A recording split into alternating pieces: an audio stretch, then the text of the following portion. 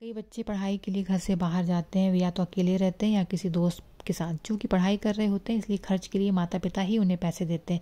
कई बार ऐसा होता है कि महीने के शुरू में उनके सारे पैसे खत्म हो जाते हैं, तो इस स्थिति में उन्हें मनी मैनेजमेंट सिखाना बहुत ज़रूरी है। इसके लिए पहले बजट का पाठ पढ़ाना ज़रूरी है। बजट बनाना यानी वित्तीय नियोजन की पहली सीढ़ी है, इसलिए शुरुआत आप उनकी पॉकेट मनी से करें।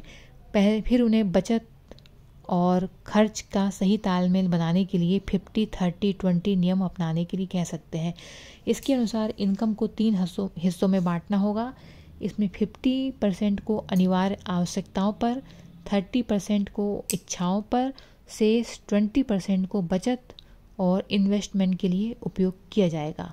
आवश्यकताओं और इच्छाओं में अंतर इस तरह से समझा जा सकता है जैसे कि भोजन व्यक्ति की अनिवार्य आवश्यकता होती है, लेकिन किसी बड़े रेस्तरां में खाना आवश्यकता नहीं है। इसे इच्छा में शामिल किया जाना चाहिए।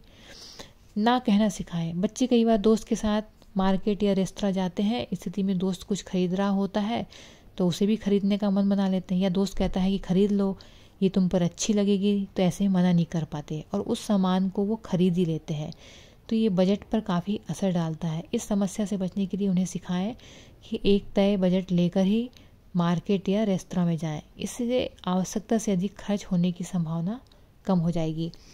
बच्चों को कर्ज लेने से बचाएं। बच्चों को घर से एक निश्चित मात्रा में पैसा मिलता है। ऐसे में जब पैसे खत्म हो जाते हैं तो कई बार वो चीज़ों को खरीदने के लिए दोस्तों से उधार ले लेते हैं। धीरे धीरे उनकी आदत में शामिल हो जाता है और उनसे कर्ज तले दबा देता है। इस स्थिति से बचने के लिए आप उनसे बीच बीच में पूछते रहें उन्हें किस चीज़ की ज़रूरत तो नहीं है, साथ ही उसने क्या खरीदा, कितना खर्च हुआ, इसका भी ब्यौरा लेते रहें।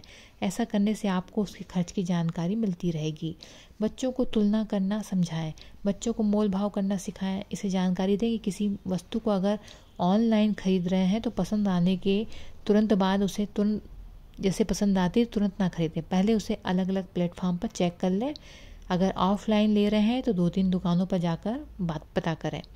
सामान संभालना सिखाएं। सामान को बेतरतीबी से रखने से वो जल्दी ख़राब हो जाता है, तो इसका अर्थ है कि कुछ नया खरीदना पड़ेगा, जो सीधे तौरों पर ये पैसों की बर्बादी है। इसलिए उन्हें समझाएं कि जो सामान खरीदा गया है उसमें भी पैसे लगे हैं। अगर वो अब भी उपयोगी है तो नया लाने का कोई औचित्य नहीं है, कोई मतलब नहीं है।